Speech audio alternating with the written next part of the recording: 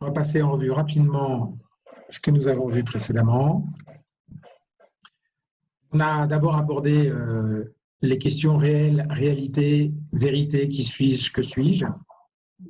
Dans le cadre de ce cours de développement personnel, bien évidemment, la question qui se pose, c'est qu'est-ce qu'on développe, et dans le cadre d'un développement personnel, on développe une personne, la personne. On se développe en tant qu'être humain, en tant qu'individu. Et du coup, ça implique, ça impose les questions qui suis-je réellement, qui suis-je véritablement. On va avoir les définitions et des réponses qu'on propose à ces questions. Et ça, on a vu la distinction entre le réel et le vrai. Le réel qui appartient plutôt au réel objectif dans cette image illustrée par le cylindre, et le vrai, les représentations ou les projections qu'on peut se faire de l'objet, qui sont un cercle si on se place dans l'axe du cylindre, et un carré si on se place perpendiculairement au cylindre. On a vu qu'il y avait trois réalités. La réalité objective, attachée à l'objet, une réalité qui existe en dehors de soi, en dehors de la personne qui est capable de le percevoir, de le décrire, de le représenter. On a vu qu'il existe une réalité subjective attachée au sujet, et qui n'existe donc qu'à travers un sujet aux capacités cognitives de représentation et d'abstraction. Et nous avons vu aussi qu'il existe une réalité intersubjective, c'est-à-dire une croyance partagée par un grand nombre de sujets, qui n'existe d'ailleurs que si il y a un nombre suffisant d'individus pour partager ces mêmes croyances, ces mêmes représentations, et dont vont découler de cette réalité intersubjective des artefacts bien réels, bien objectifs, comme les monnaies, les bâtiments d'institutions, les drapeaux, les passeports. Mais la monnaie, l'argent, les artefacts, papier, pièces de monnaie existent objectivement, mais la valeur qu'on leur confère n'existe qu'à travers la réalité intersubjective, c'est-à-dire la croyance et la confiance qu'à travers, avec ces artefacts, on va pouvoir échanger des biens et des services. Alors, nous avons vu que nous sommes en lien avec le réel objectif, la réalité du monde et de soi-même, à travers des représentations subjectives. Et ces représentations subjectives ne sont pas réelles, c'est-à-dire qu'elles ne relèvent pas du réel objectif. Et nous nous sommes posé la question, comment accéder au réel objectif, puisque nous décrivons la réalité objective à travers notre réalité subjective. Finalement, on n'y accède jamais totalement. On ne peut que s'en rapprocher à travers les représentations que nous nous faisons. On s'en rapproche sans jamais l'atteindre. Mais alors, comment s'en rapprocher? En confrontant nos représentations subjectives à des éléments de réalité objective. Et comment accéder au réel subjectif?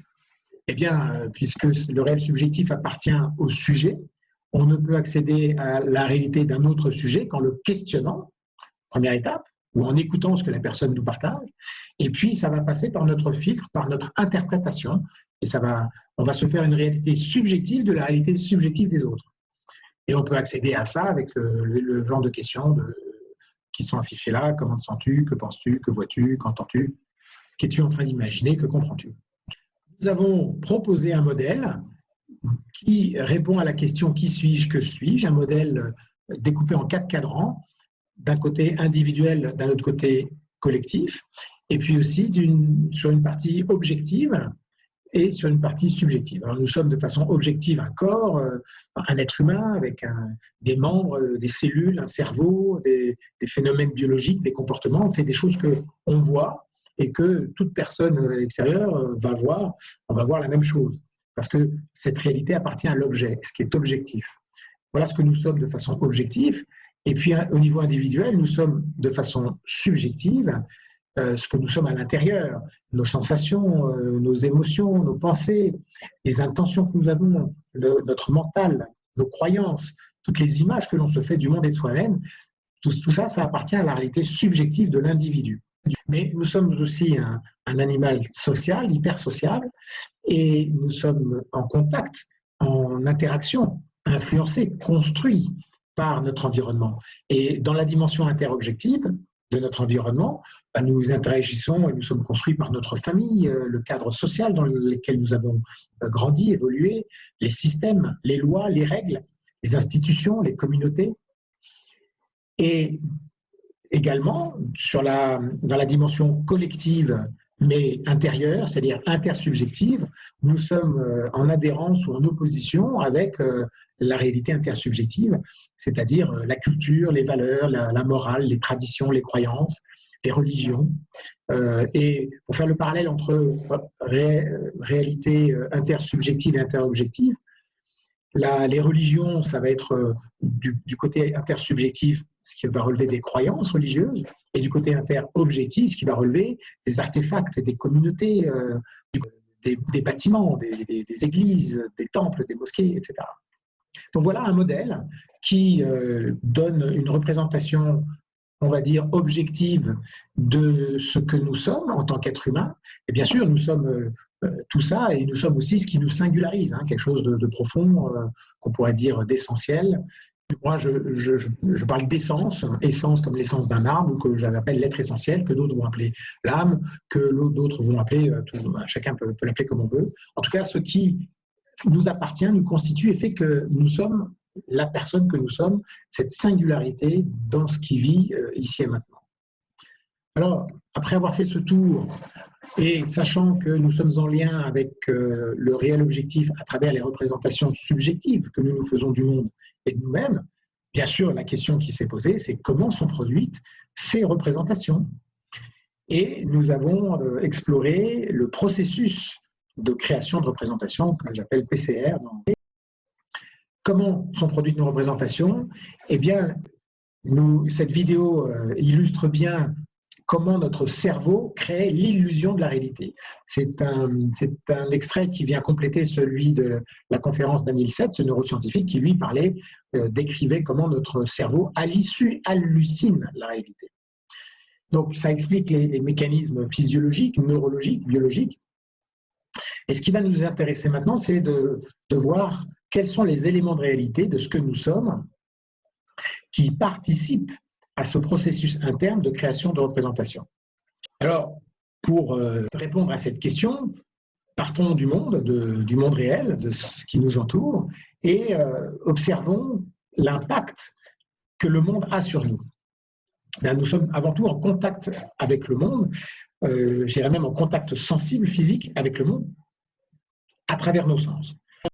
Et à partir des stimuli que nous percevons à travers nos sens, notre système nerveux va produire ces représentations.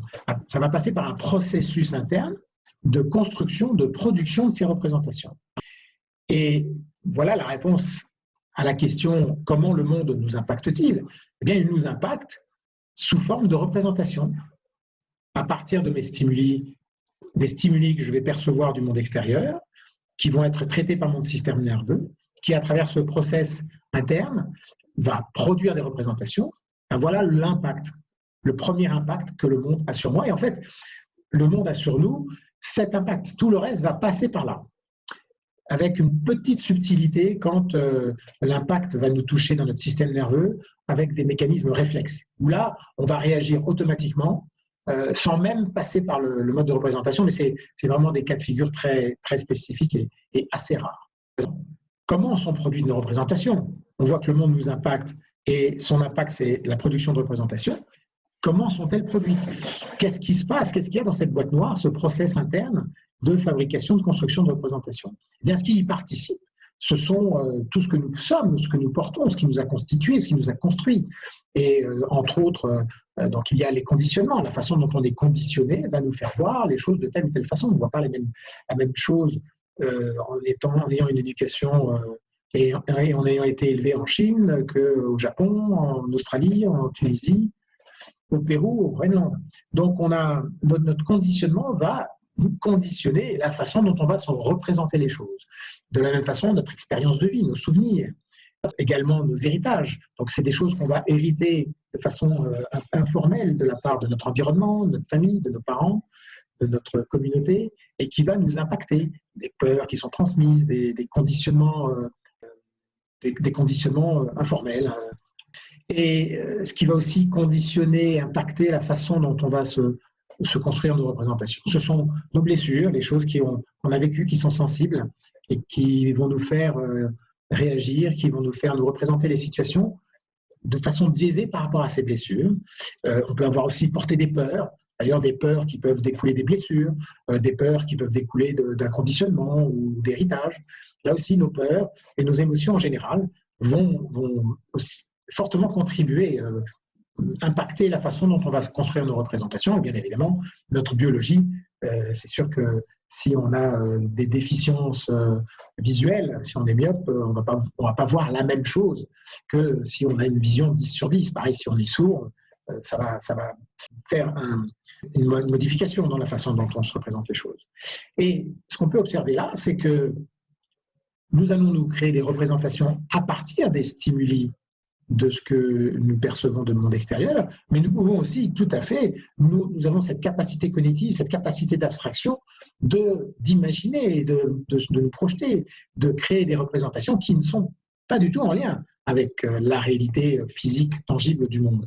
Et la façon dont on se représente les choses et la façon dont on imagine les choses va aussi impacter la façon dont on se représente les choses. Il y a quelque chose qui tourne. Nous avons un processus qui va créer les représentations qu'on se fait de nous-mêmes et du monde, et les représentations qu'on se fait de nous-mêmes et du monde va aussi impacter, influencer la façon dont on va se produire nos représentations. Donc, voilà la réponse à la question comment sont-elles produites, et les éléments constituants de ce que nous sommes, on les retrouve ici, c'est-à-dire nos conditionnements, nos souvenirs, notre héritage, nos héritages, nos blessures, nos peurs, notre biologie. Tout ça, tous ces éléments-là sont des éléments de réalité qui participent au processus qui va produire les représentations que nous faisons du monde et de nous-mêmes.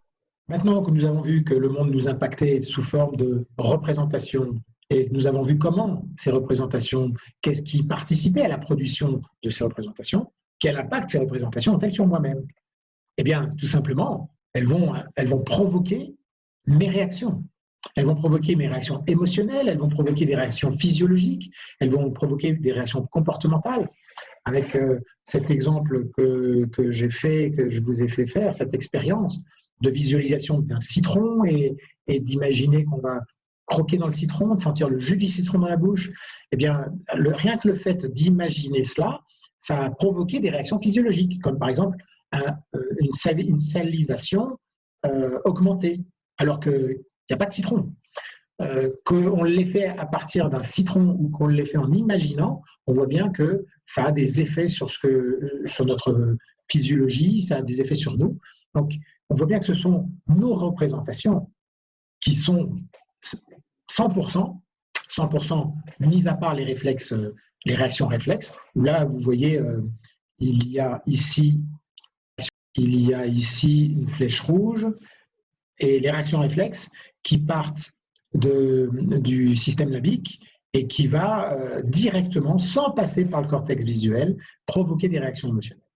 Donc, mais mis à part cela, toutes nos réactions sont provoquées par nos représentations. Mes réactions ne dépendent que de mes représentations. En effet, parce que je suis en lien avec le monde exclusivement à travers les représentations que je m'en fais. Et ceci a pour conséquence que mes réactions m'appartiennent à 100%. Puisque les représentations que je me fais, c'est moi avec moi-même. Elles ne dépendent que de moi.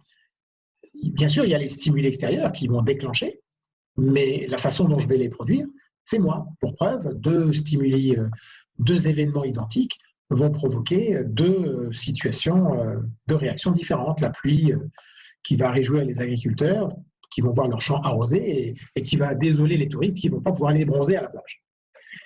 Et du coup, quel impact mes représentations ont-elles sur le monde? Eh bien, l'impact sur le monde, c'est justement, ça va être mes réactions, puisque autant mes représentations appartiennent au monde de la réalité subjective, à la noosphère, autant mes réactions, elles, sont bien physiques, elles sont bien réelles, objectivement. Et ce sont donc mes réactions qui vont avoir un impact sur le monde. Et nous voyons là un système circulaire. C'est le monde m'impacte à travers les représentations que je vais me faire de celui-ci. Mes représentations vont provoquer des réactions et mes réactions vont impacter le monde. Et ainsi de suite. Il y a une interaction, une interconnexion permanente. Et nous avons vu la dernière fois que nos réactions, mes réactions, me parlent de moi-même. En effet, puisque mes réactions dépendent de mes représentations. Mes réactions sont la conséquence de la façon dont je me représente les choses. Et que la façon dont je me représente les choses, c'est la conséquence de ce que je suis, de ce que je porte, de ce qui me constitue. Eh bien, à la lumière de mes réactions, je vais avoir des indices sur la façon dont je construis mes représentations. C'est en ce sens que mes réactions me parlent de moi-même. Comment accéder à la réalité de qui je suis, de ce que je suis réellement? Eh bien, j'y accède à travers la réalité de ce que je vis et de comment je le vis. Et ça me permet de répondre à ces deux questions fondamentales que nous nous posons systématiquement quand on engage un travail de développement personnel, qui sont « qui suis-je ? Que suis-je ?» Et la réponse à la question « qui suis-je ?» c'est-à-dire en gros, c'est quelle est la conception et l'image que j'ai de moi-même, nous allons l'avoir, nous allons avoir des éléments de réponse à cette question à travers la mise en lumière des représentations que je me fais de moi-même. Et de l'image que je me fais de moi-même, de la conception que je me fais de moi-même, de l'identité que j'ai de moi-même. Donc, réponse « qui suis-je » va nous être donnée en observant la façon dont on se représente soi-même. Et à la question « que suis-je » nous allons avoir des éléments de réalité à travers cette mise en lumière, à travers les indices que nous allons avoir et qui vont nous permettre de mettre en lumière ce que nous sommes, ce que nous portons, ce qui nous constitue, ce qui nous a construit, les conditionnements, les souvenirs, héritage, blessures, etc. Et nous avons clarifié la notion d'ego. Qu'est-ce que l'ego? L'ego, c'est la conception et l'image qu'on a de soi-même. Et en quelque sorte, l'ego, c'est une interface d'image entre nous et le monde qui va être plus ou moins déformant, transparent, opaque. Et c'est à la fois une question d'image qu'on a entre soi et le monde, c'est aussi une notion d'image qu'on a par rapport à soi-même. Encore une fois, l'ego, c'est la conception et l'image qu'on a de soi-même. Et qui parfois, ça va être aussi l'image qu'on va vouloir montrer au monde, sans pour autant que ça corresponde à ce qu'on est. Parce que dans certaines situations, pour diverses raisons, entre autres pour des raisons de peur ou pour des raisons de conditionnement, on va montrer autre chose que ce que l'on est ou que ce que l'on vit dans l'instant. Auquel cas, on va mettre des masques, on va mettre des armures si on a peur. Et cet ego, cette image qu'on va transmettre, va être plutôt opaque par rapport à ce qu'on est, ce qu'on vit intérieurement. Et dans d'autres circonstances où on va juste pouvoir se montrer de façon authentique, sans rien cacher, sans rien prouver, et là on va plutôt être transparent, on va montrer ce que l'on est. Je suis ce que je suis, on va juste exprimer, manifester, montrer cela. Donc l'ego, c'est quelque chose qui est inhérent à l'être humain. C'est pas quelque chose qu'on peut enlever, qu'on devrait enlever parce que c'est bien, c'est pas bien, ou qu'on doit développer ou sous-développer. Ça fait partie de ce que l'on est. C'est la conception et l'image qu'on a de soi-même. On ne peut pas ne pas en avoir. Et par contre, la question qu'on peut se poser, c'est comment mon ego fonctionne-t-il? Fonctionne-t-il plutôt sous forme de masque, parce que je me soucie de l'image que je veux montrer aux autres, ou je me soucie de l'image que les autres vont avoir de moi, ou est-ce que je vais être plutôt en ego transmission d'expression transparente, authentique de ce que je suis, de qui je suis. Donc, nous avons vu que finalement, aux questions qui suis-je et que suis-je, nous avons là des éléments de réalité qui nous permettent de répondre à ces questions. Et la conception et l'image que j'ai de moi-même en portant une attention juste à la façon dont je me vois moi-même, dont je me conçois moi-même, et à la question que suis-je, grâce à mes réactions, de mettre les projecteurs à l'intérieur et de voir ce qui a participé à me faire voir les choses comme je les vois et qui a provoqué mes réactions. Et du coup, ça me donnera des indices sur ce qui me constitue en termes de conditionnement, de souvenirs, d'héritage, de blessures, de peur ou de comment fonctionne ma biologie.